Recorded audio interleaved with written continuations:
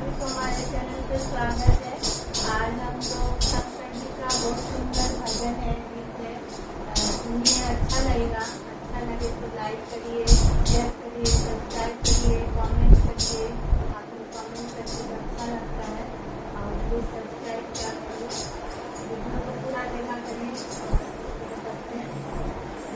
नजरा से पाई के बहाना हो ले आई बोलाई के।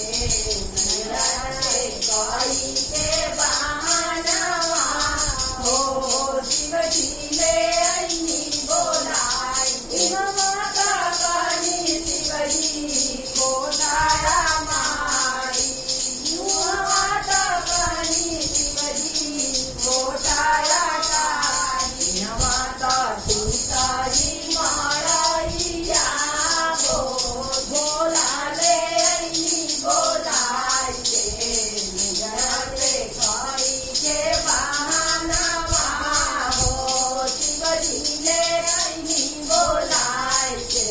नजरा से पाई के बहाना हो शिवजी ले आई बोलाई। माता कहनी शिवजी ताला दो ताला। माता कहनी शिवजी ताला दो ताला। माता मेरी गाके तालावा हो शिवजी ले आई बोलाई के। माता मेरी गाके तालावा हो शिवजी ले आई बोलाई के।